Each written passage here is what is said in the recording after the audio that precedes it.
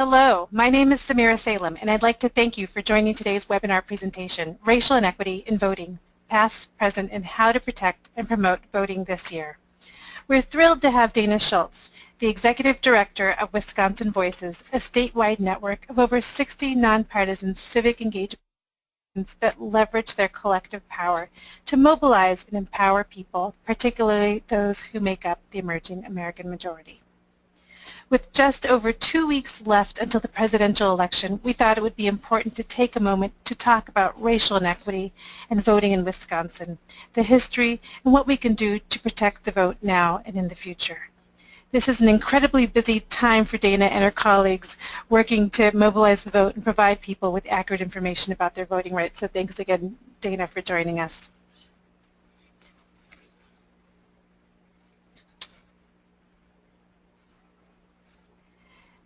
Before we get going, though, I'd like to take this opportunity to share some background on how we got here today. Forward Community Investments has been serving the state of Wisconsin for over 20 years. Our mission is to be an investor, connector, and advisor for organizations and initiatives that reduce social, economic, and racial disparities in Wisconsin communities. With the help of BMO Harris Bank, we are able to offer this series of webinars. We want to thank BMO Harris Bank for being an active partner in Wisconsin communities. You can join the webinar using the telephone number provided in your confirmation email that was sent to you from GoToWebinar, or you can use your computer speakers. There will be an opportunity for Q&A, so if you have questions or comments during the discussion, please submit them using the chat or questions box on the right side of your screen. We'll also have opportunities for polling throughout the presentation. Okay. And with that, I'd like to hand it over to Dana. Thank you. All right, I'm so excited about this webinar. We are all set. Racial inequity is a huge topic when it comes to the history of voting rights in Wisconsin. And so again, my name is Dana Schultz.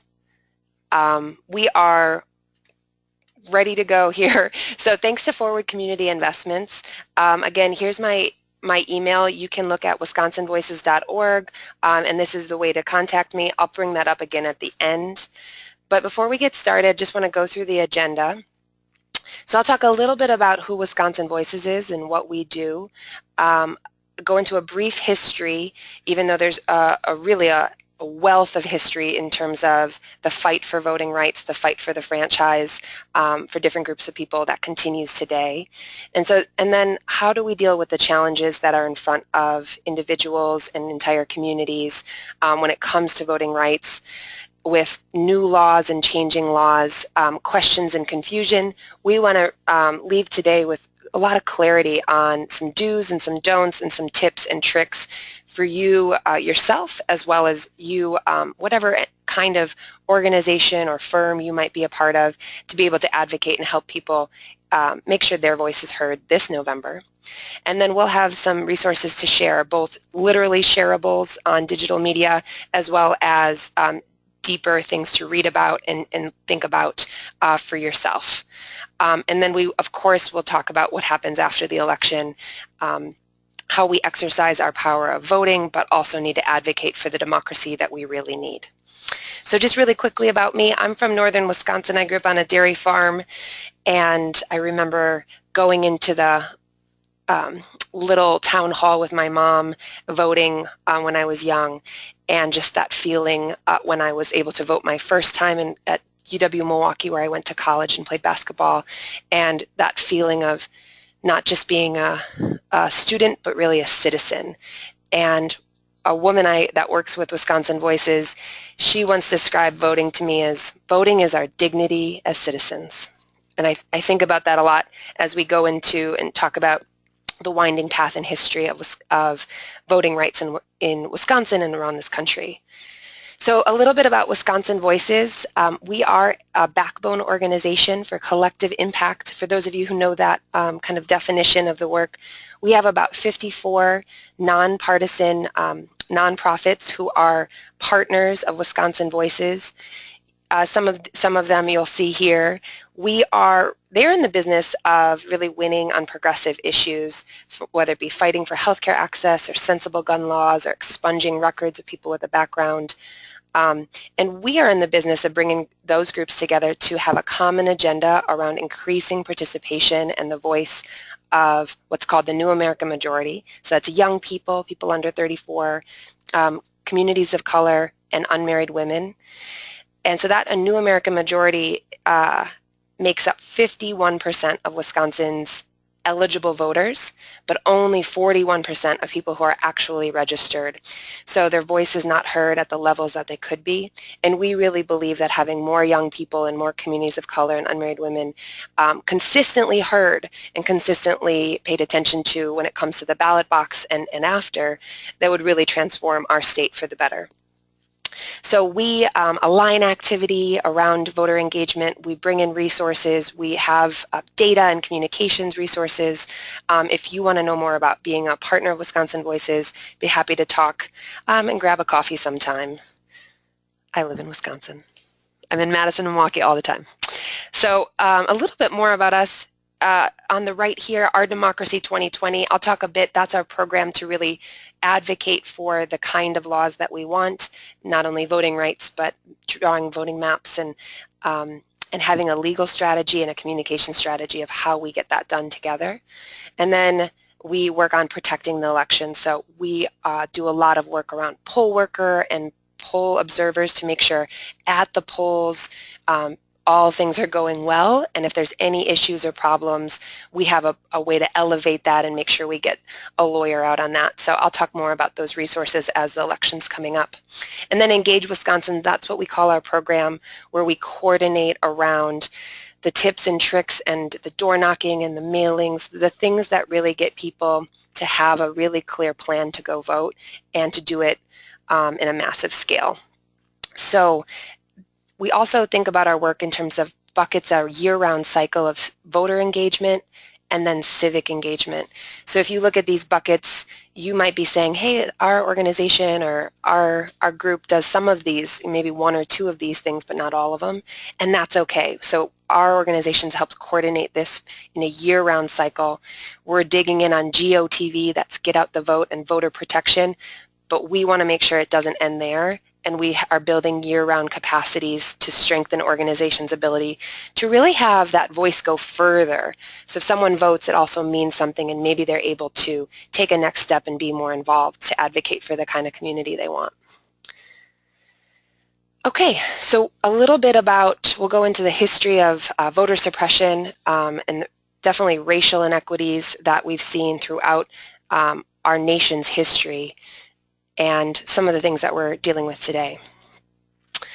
So like many of our biggest, I could say fights, but advances that we're looking to really live up to our nation's ideals of, by, and for the people. In regards to voting rights, our history is definitely scattered with ups and downs when it comes to living up to liberty and justice for all. That for all piece started with the definition in 1776 that only white, male, property owner, Protestant men could vote. And that's really where voting rights has started. There's so much history in terms of the different kinds of advances, but pretty much every decade since 1776, there has been ups and downs, whether it be barring people of Asian descent or barring women, even though women got the right in different states. Then eliminating different provisions like you have to be a Protestant or you have to own property, so making advances in different regards. So much of the fight in this country has been tied up with citizenship, which I was really surprised to know that many times citizenship was granted, for example, to Native Americans or Indigenous folks without the right to vote.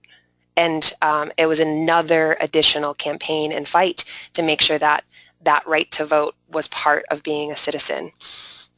And then, of course, we've seen, even though we have technically and legally have the right to vote for African Americans and Asian Americans and New Americans and women,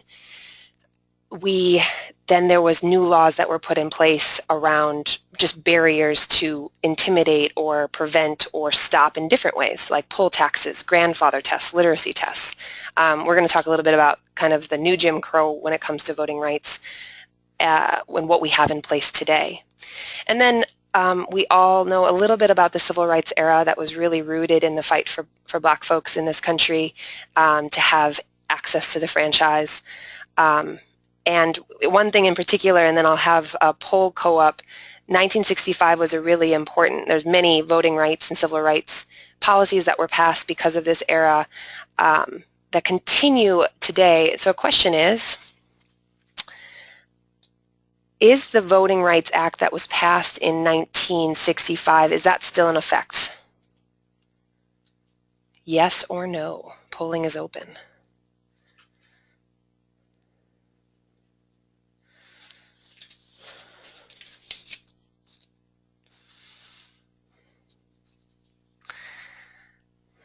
So looks like we have 71% people say yes and 29% people say no. You are both right and you're both wrong. Trick question.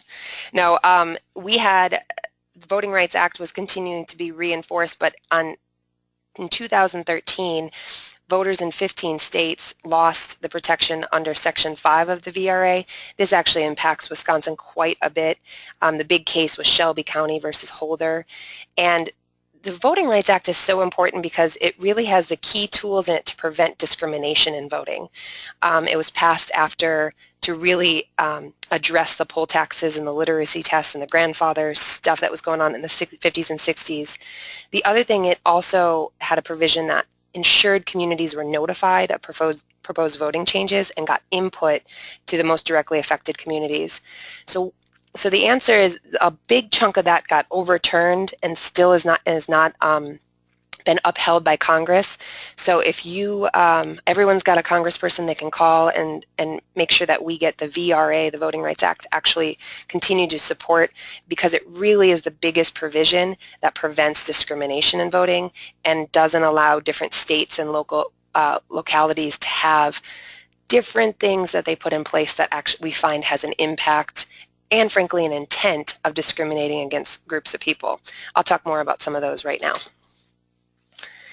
So 21st century Jim Crow, I mean, we have in Wisconsin and around this state quite a few, just in the last 6 years we've had about 33 different laws that were passed, we have had 33 different laws that were passed that have changed the elections in some way or another.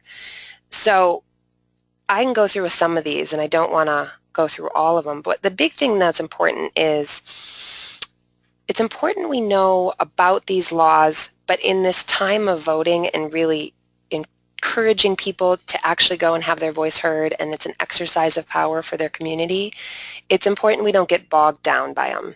So I'm going to do two things. I want to talk about some of these laws, but then also reinforce how we can stay really encouraging and have best practices of just making sure at this juncture we're not talking about the restrictions and the laws and the problems, but we'll do that on November 9th when we're trying to change the laws for the better.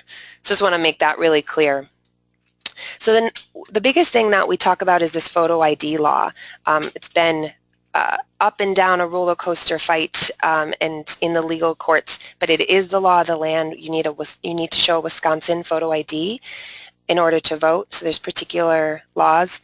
I mean, I was asked, well, why is photo ID racist? Like, why is it a problem? Why would you call it a Jim Crow voting rights law? And I think the important thing is to think about both the intent of the law as well as the impact. And so I'll show you a little bit more about how this is impacting communities, particularly black and brown folks and lower income communities and young people. But we also saw, kind of pulled the veil a little bit behind why these laws are being passed, and it has a very clear intention to suppress some people from voting. So we saw that come out in different testimony in legal courts, and that's just unpatriotic and un-American. So we just want to name it for what it is. It's the law of the land that we're going to do our best to make sure everyone has access to and has a photo ID to vote, but we also want to make sure that it's not restrictive for certain communities. So then other things, I'm not going to go through all of this list, but early voting hours and times, restrictions on voter registration, additional paperwork that's needed to register to prove where you live. That's up in effect. We have some of the most toughest district maps, and by toughest I mean they've been really manipulated in a way that limits some communities' voice from being heard by their representatives. So the process of redistricting has been really manipulated in many states, and Wisconsin being one of them. And then we have disenfranchisement of people with a background, so felon disenfranchisement, which is, you know, because of other systems of oppression in the criminal justice system, we have so many more black and brown people who aren't able to vote because they have a criminal background. We believe that no one's right to vote should be taken away from them, kind of despite, you know, their status with the law. So we have a lot of work to do, and at the same time, we're also at the really importantly proud of our elections and the integrity that we do have in Wisconsin, and work really hard to maintain that. So it's a balance that we play. Here's an example of the kind of voter intimidation that we've seen, and here's a coalition of some Wisconsin Voices partners that got together. If you look up at the billboard, not the Dr. Pepper one, but the voter fraud is a felony. Why that's important is, like, you know, there's really no cases of voter fraud. People actually know that you can't vote twice, and it's a crime to do so, right? So it's not allowed, and people know that, and there's not a lot of incidents of that happening really in the history of Wisconsin ever. So what this does, what kind of a billboard like this that was put up in Milwaukee's inner city a couple years ago, it intimidates an overly policed community already. These billboards were not put up in Maple Bluff, Madison, you know. So it's important to look at these kinds of intimidation and call it out for what it is, as like a very racially coded way to suppress people and just scare folks who are already might not have voted. And then a little stats for you.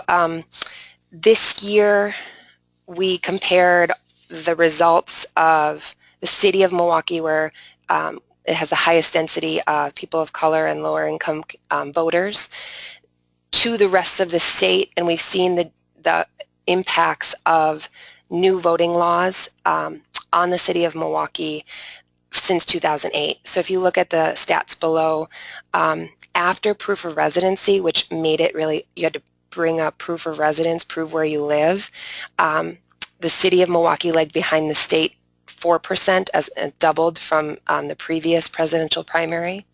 And then this past April, we saw that jump up to 10%, lag behind the state, after a photo ID was enforced. At that time, we had early voting hours restricted, the length of residency was restricted, and we saw a bigger, more and more people being literally turned away from the polls because they didn't have all these different sets of paperwork.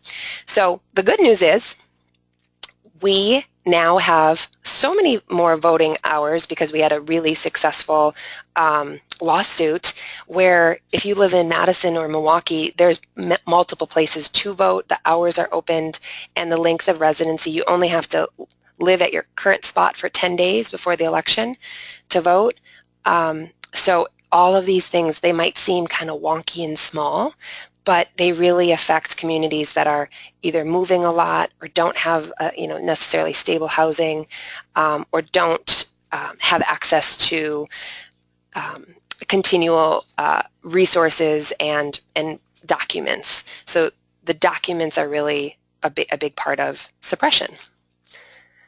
So our attitude is defiance, and that's the way we've been working with a lot of our partners, who work. So Wisconsin Jobs Now is an example of a group that works to raise the minimum wage and fights for racial equity, and here's one of their members who literally came in and said, I'm going to vote because they don't want me to. So this doesn't always have to be our message, like talking about suppression or talking about these laws, but when you know about them and you know their intent, a lot of what people have found is we're going to vote despite it. And that, I just wanted to lift that up because for me it's very inspiring to think about. We're not going to be bogged down by all these laws, but we're going to figure out a way as a community to get past them and advocate for the best laws possible in the future. Great. So the next thing we're going to talk about is what actually do we do, the do's and don'ts of getting out the vote. So some do's. I like to say, let's use peer pressure in a good way.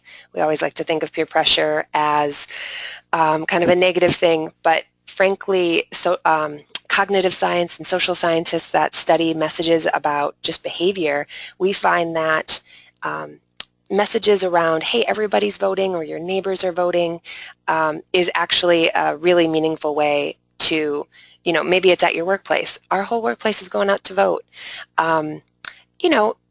In an encouraging way, we want to be able to use that, like kind of everybody's doing it herd mentality. That's been time and time again proven to really get people's brains to trigger, oh, I'm going to do it too. And then the biggest thing we would say is make it easy. 1, 2, 3. I'll go through that and I'll talk through what it means to make a plan to vote. And then we've also found, it's a presidential year, but so many people are, for a variety of good and bad things that are going on, not talking about other races, other things that are on the ballot that are meaningful for them to know about as well as to vote on. So what we do is really talk about, hey, it's so important that you know about what's going to, like more local races that might be U.S. Senate or might be state Senate or even local offices. We find that when people know about those going into voting and maybe look at a sample ballot or know where to look up who's on their ballot, that knowledge makes them so much more confident going into the ballot box. So we, yes, it's a presidential year, but the biggest thing is like, how can we get people to know about what else is on the ballot as well? We're a nonpartisan organization, so we never advocate for who to vote for, but we find that these do's are big for getting people really committed and going out to vote. And then some don'ts, kind of just the opposite, is the biggest one is information overload. So although this webinar might be an information overload, I like to think about it this way. If there's 3 steps to make dinner, I'm going to go make a delicious dinner. If there's 23 steps to make dinner, I might go out to Bonzo or Subway, right? So we don't want to have a TMI effect. All the different laws and all the different things. I'll walk through the easy 1, 2, 3 steps for people. So, and the second is just don't spread messages of how difficult it is for people to vote, how bad gerrymandered districts are. If you find out about it, that's not what we're talking about right now. We're encouraging folks to go and have their voice heard. And I like to say, voting is an exercise of power, and communities and individuals who use that ability are more listened to and more heard for what's at stake when it comes to decision makers and it comes to laws that affect their towns and their communities. So, and then lastly, we stay away from telling people that if they don't vote, they don't get to complain and kind of like writing them off, because we find that, well, A, voting isn't the only way to participate, but also we might be running up against people who don't feel comfortable or are afraid. So this message doesn't tend to work. It's kind of the opposite of encouraging. So we'd stick back to the encouraging messages and talking through the specifics. So 1, 2, 3, how to make it easy. Make that commitment. So a big tactic, a big thing that we use is called a pledge to vote. And it's a simple, I am pledging to vote. And for some people, it's signing something or talking to someone saying, yeah, I'm going to vote. It ups the likelihood of them actually participating. And then I will, on the next slide, talk through what it means to make a very specific plan. Then the next two steps are register to vote. So for those of you listening, it's the October 19th. It's the last day to vote early, or I'm sorry, to register early. So that means you can go to your city clerk, your municipality, and go in and register so that when you vote later, you're all set. So that's an option. We also can go and same day register. So register to vote right when you go and cast a ballot, which is an excellent, exciting law that we have in Wisconsin. We shouldn't take for granted. So that means you might go to your polling location, you can go and register in one line, and then when you're done, you go and vote in another line. So the biggest thing on that is all you need to do is prove where you live. So some proof of residence if you're not currently registered at your current address. So that's step 2, register to vote. Step 3, show up with your photo ID and vote. And simple as that. So we like to just keep that one super encouraging. The biggest form of photo ID that people have is their Wisconsin driver's license or state ID. If you don't have one of those, no problem. We have resources and people that can go through the other forms, and you can look that all up in line. Great, so 1, 2, 3. So I don't actually know about this technology. Can someone take themselves off mute and do a little role-playing call with me? Is that open to them? Not, all right. So we're going to just role play a plan making talk. So, I like to think I didn't do a poll for this because I didn't want to embarrass anyone. But how many people go to the gym?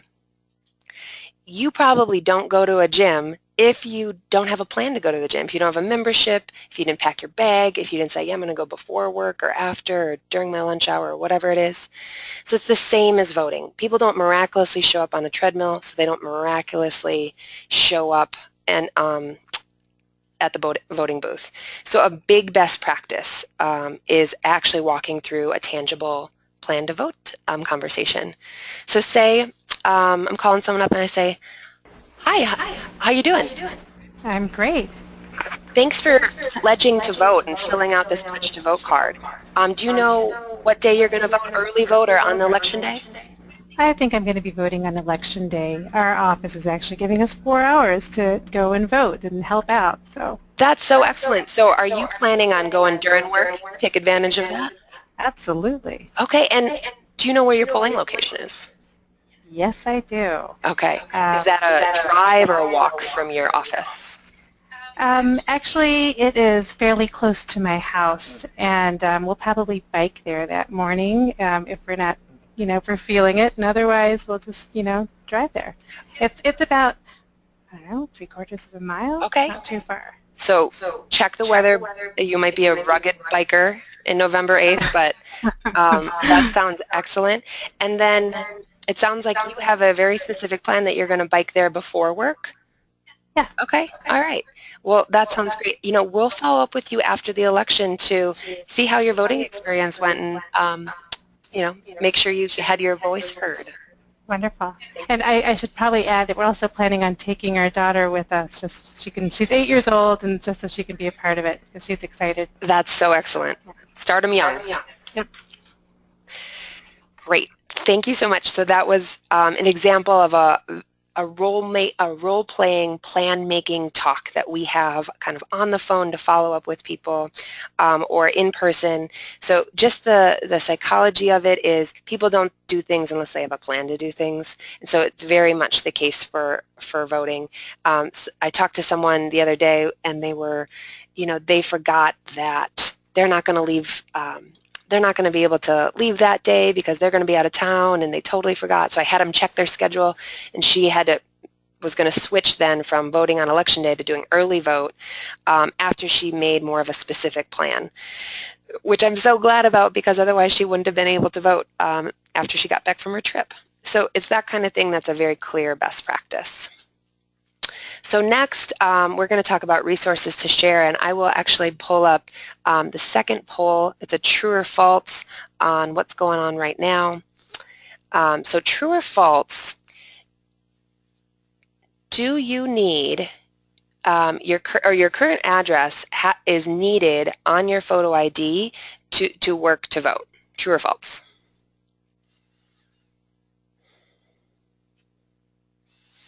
Good, the answers are coming in. We've got about 30% true, 70% false, roughly. Oh, it's climbing. It's pretty close. Good. So the answer is false. It's a big false. And this is here on this page is some of the shareables that we want to make sure we leave with you that you can go ahead and take, steal, use, repurpose.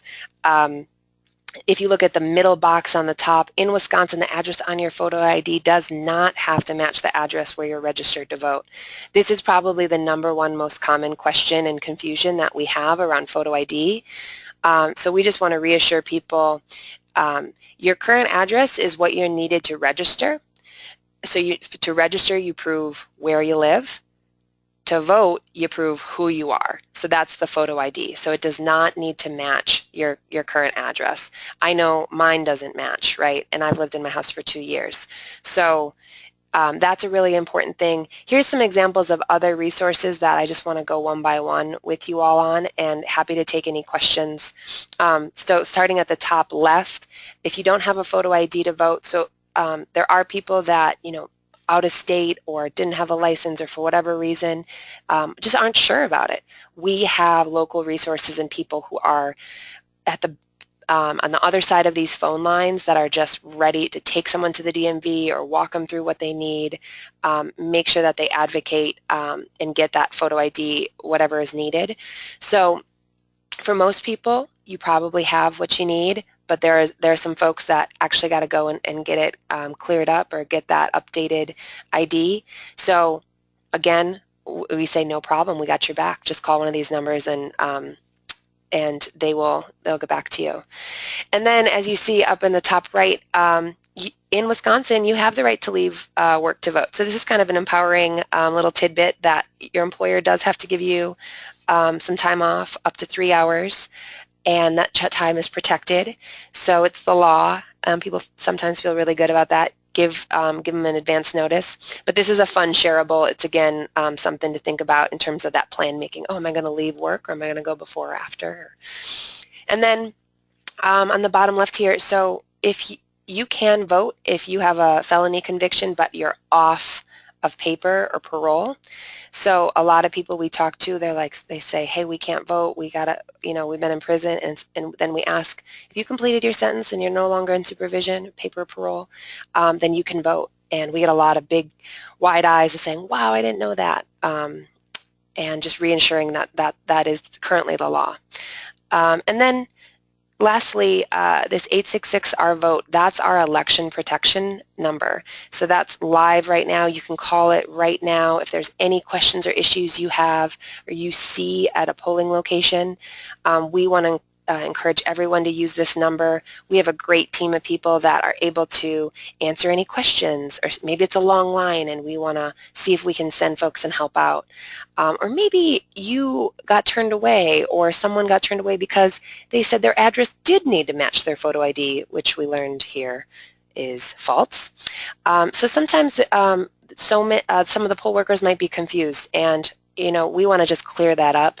So if you have any questions, no questions too small or too big, please call 866-R-VOTE, and then we have a local team of lawyers and advocates that are ready to address any problem or just note or bear witness on what's going on. So all of these are shared at Our Democracy 2020. It's our Facebook page. So if you go onto Facebook and you type in Our Democracy 2020, or Wisconsin Voices, you'll see all these shareables. We encourage you to share them and use them. They're all nonpartisan resources. Great. And then finally, and then we'll take some questions. We know that there's a lot of work to do to make sure that we have a real democracy and have a democracy that is living up to our ideals of, by, and for the people. So this is kind of a laundry list, but some of the things we wanted to mention: after November 8th, we will be hard at work as a backbone organization for democracy reform with many groups around the state. Number one is next year we're going to have a new online voter registration system. So we're very anxious to learn about how that's going to be rolled out, and we want to make sure we utilize it.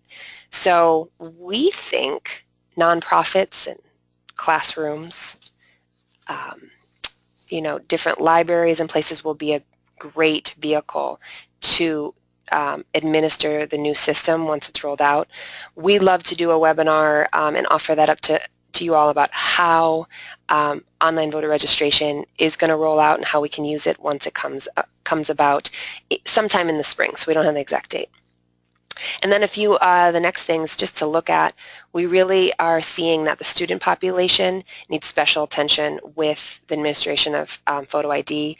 A big push we want to make is that in the future, colleges and universities have more compliant student IDs as photo IDs.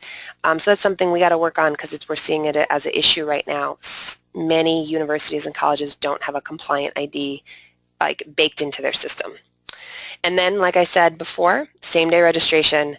It's so important and great, and we don't want to take it for granted. We want to make sure we don't lose it. So I'm going to ask you all to be on high watch. We certainly will if there's any whispers of trying to repeal that law. And then we have redistricting. This is, like I said, we want a better system where we have a nonpartisan, kind of take the fox out of the hen house, as you'd say, so a nonpartisan group of folks that draw maps so that they're really fair.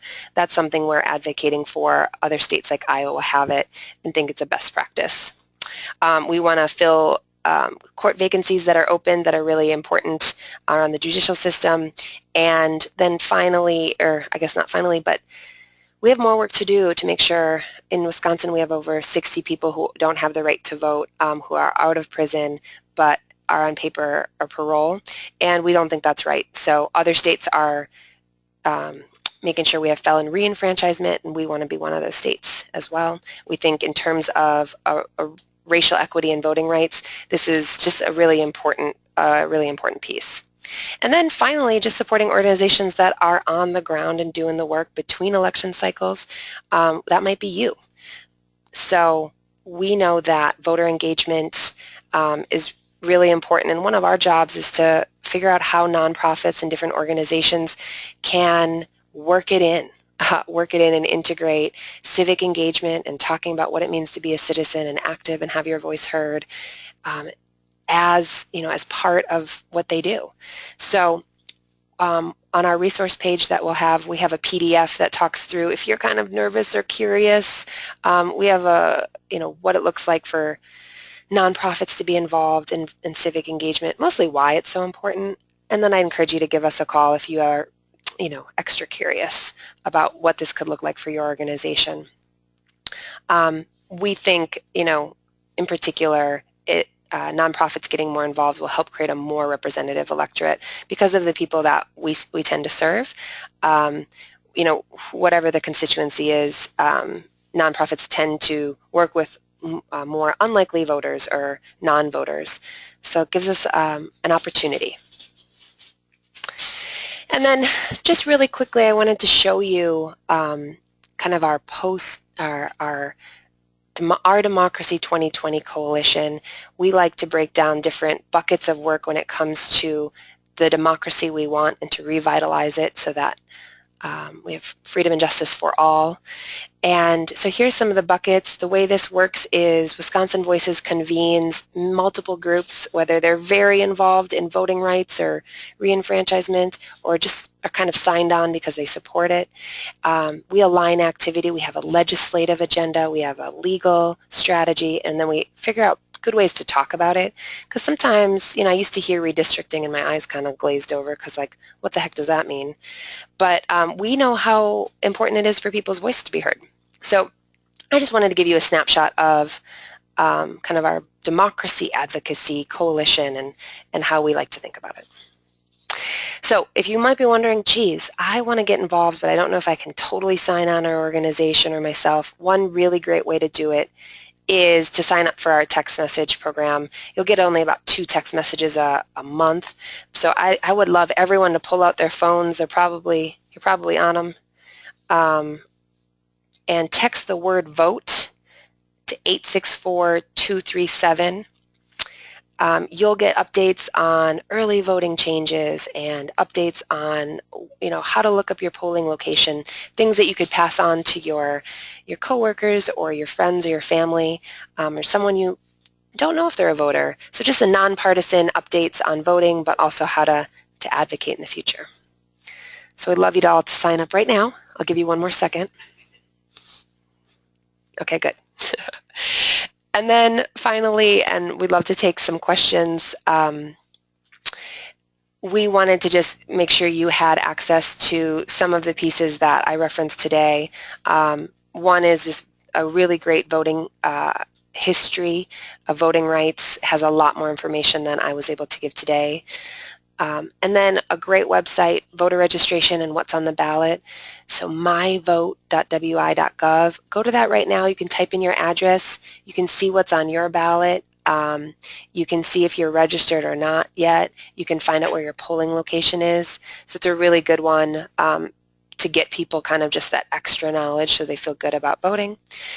And then a few more questions on photo ID, check bringit.wi.gov, and again, the election protection. And then we can send that voter engagement and nonprofits attachment as well. So finally, here's my information.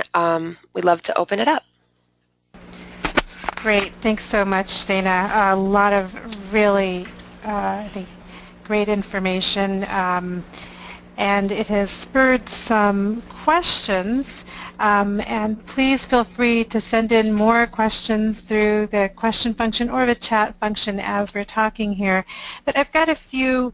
One participant in the Watoma area indicated that there aren't enough places that people can actually go to register to vote, especially Hispanics, and what can be done about that? Gosh, thank you so much. That's a great question.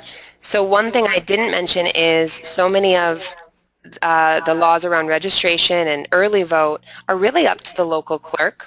So the first thing I would say is call that local clerk up, find out who that person is. They're a public servant who's trying to do their job.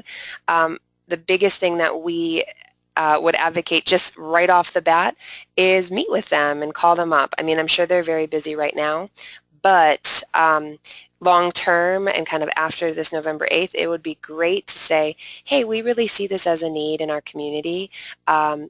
How could we work with you to either get more people deputized to register or promote registration more? So I would start that with your local public servant around in Watoma.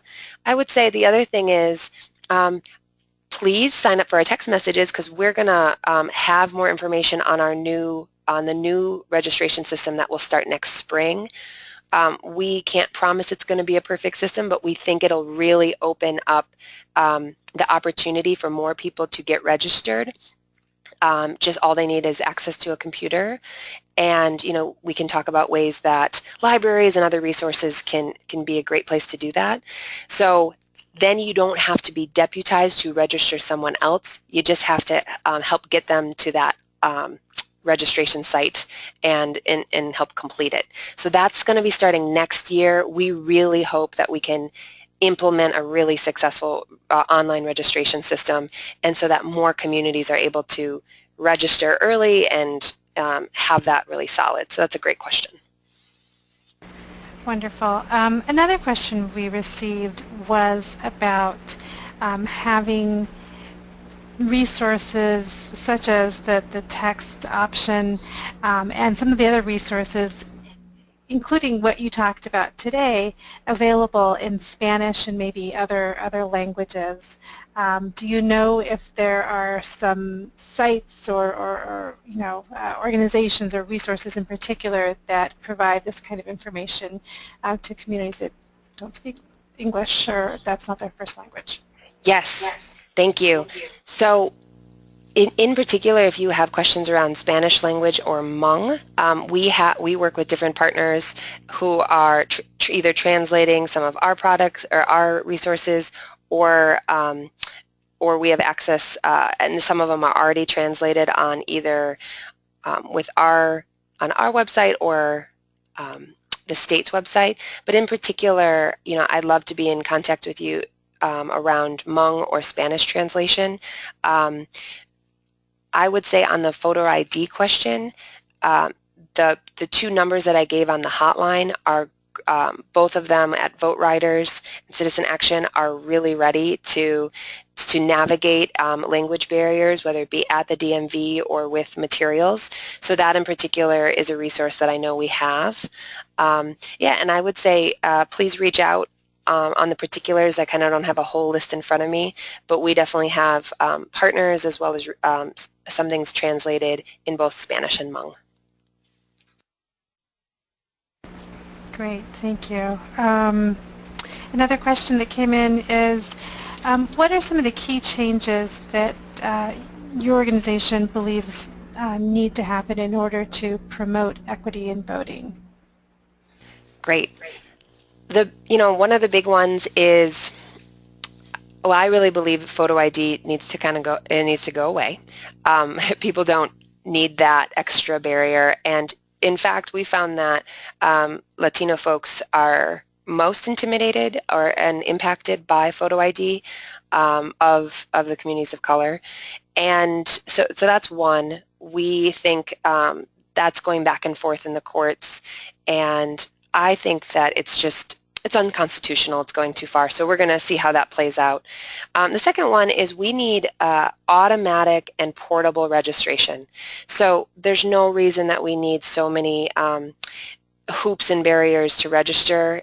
Frankly, if someone gets signed up through for healthcare or for a different service, there's no reason that we can't have just many automated places where people are ready, just like automatically registered to vote as well. And then when they move, their registration moves with them. So the state of Oregon and state of California just passed automatic registration. We're going to be able to see the effects of how those worked and how many more communities are able to access and not have that barrier of registration.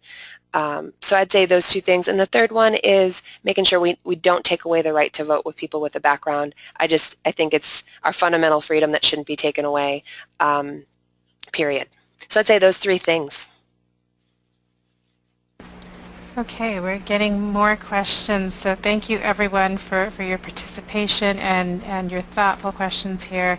Dana, another question around language, Hmong in particular, and there's a participant who wants to know whether there are any audio resources available in Hmong since so few people actually read it. So. Great question. In the spring, we did a radio ad with one of our partner groups, Southeast Asian Education Development. I'm thinking about what they have, that's audio and recorded. Off the top of my head, I don't know. But if you could email me that question, I'd love to either connect you directly with Hmong Spanish speakers who are, frankly, one of the biggest things that we're finding is the level of education and just conversations that are needed. So we're working with them to set up a phone bank to have longer conversations on the phone because, like the questioner said, a lot of people need to talk through this as opposed to just read it. So yeah, I don't have a whole list of what those audio resources are, if any, but we'd be happy to work with you more in particular if you email me. Right. Now there's a question about online registration. So the participant indicates that when online registration begins, we're going to need a whole new system for helping people register. In particular, they're pointing out that in rural communities there may not be access to Wi-Fi, and transportation can be a problem. Getting to libraries becomes an issue. So that online registration can actually become a barrier. The it's not going to be as helpful as maybe in urban areas. So what concrete plans are being put in place to help people in rural areas have access to computers and then to register? Thank you for that question. The farm I grew up on still doesn't have broadband access, and my brother and sister-in-law live there now, so that question is very real. I would say a couple things. One is we are working with the Election Commission very closely and monitoring how they roll this out, and proactively trying to put some of these questions forward to them. So I'd say a couple things is we don't know exactly what the system is now. So I think that there's some time, there's some window to talk to the Election Commission and say, listen, we're excited about online registration, but we need to make sure that it reaches people who are offline, and that's really huge. So I think at this stage we need to put it on the state body to they should make sure they figure it out and have access, and then I believe after that we need to work on what we can do additionally, where people other ways that people can register. You still can always go to your clerk and you should be able to mail it in. So I think the biggest change that we'll want to make is making that mail-in registration as easy as possible. So not having to do extra copies of things is the biggest thing that we're working on with our legal team, so that the mail-in registration for folks that don't have access to the internet is really simple and clean. All right.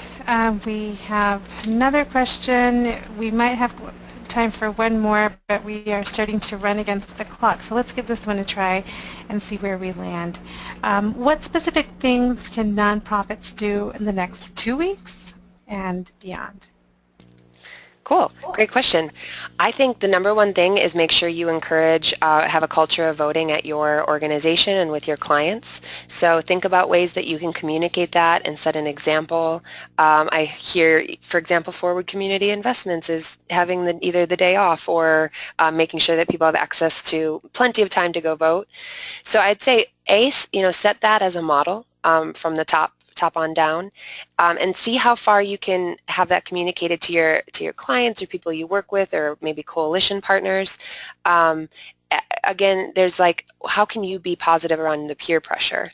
I'd say the second thing is sign up, having people sign up for text messages to stay up to date. Share those really helpful and encouraging shareable social media things, and if you want, actually take the day off and get involved, whether it be leading up to getting out the vote or on election day. Be a poll observer.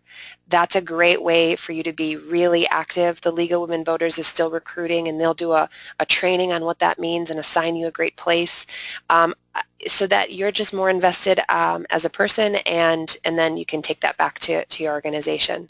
So I'd say those three things is really doing what you can to promote and encourage and make that plan to vote with the people that you have communication with, and then actually take a step out of the office if you can, and get involved.